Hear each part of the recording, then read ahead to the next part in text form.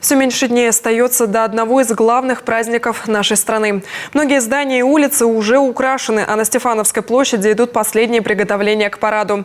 Бессмертный полк пройдет в измененном формате. Как жители Коми смогут присоединиться к акциям, расскажет Ксения Лосева.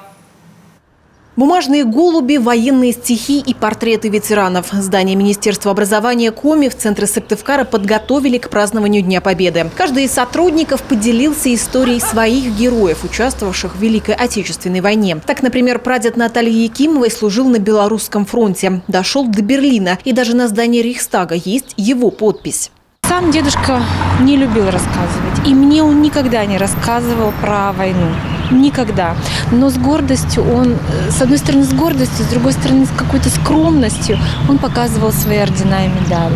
Он награжден многими наградами, и они передаются в нашей семье из поколения в поколение. Это здорово.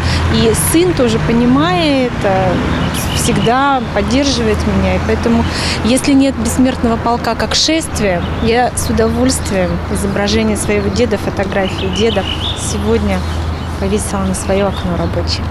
Основательно готовятся к празднику и во многих школах нашей республики. Что важно, часто инициаторы сами дети. Вырезают украшения на окна, разучивают песни, принимают участие в самых разных акциях и подключают родителей. В этом году организаторы предлагают на выбор сразу несколько форматов. Здесь и уже полюбившиеся многим «Красная гвоздика», «Георгиевская ленточка» и «Письмо Победы».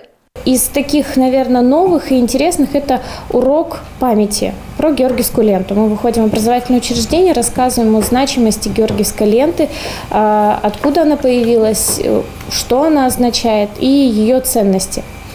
Очень большой успех, школьники с интересом слушают и много для себя чего узнают.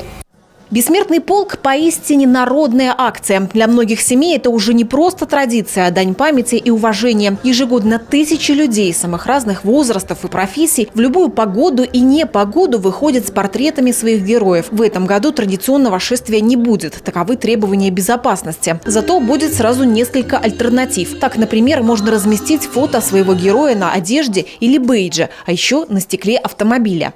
Вы можете совершенно бесплатно оформить фотографии на сайте polkrf.ru. Это официальный сайт Бессмертного полка России. Туда прикрепляется фотография ветерана, фамилия, имя, отчество, звание и, если известны, даты рождения и смерти. Далее вы можете это распечатать и разместить у себя на автомобиле. По рекомендациям ГИБДД мы советуем фотографии размещать на заднем правом стекле автомобиля. Это в том числе влияет на безопасность водителей и пассажиров. Разместить фото героя с информацией о нем можно и в социальных сетях. В пандемию коронавируса это был «Бессмертный полк онлайн». В этом году в СМИ на медиапанелях будет трансляция ролика с портретами ветеранов общей длительностью около 6 часов. На официальном сайте полка будет панно – интерактивная картина с портретами.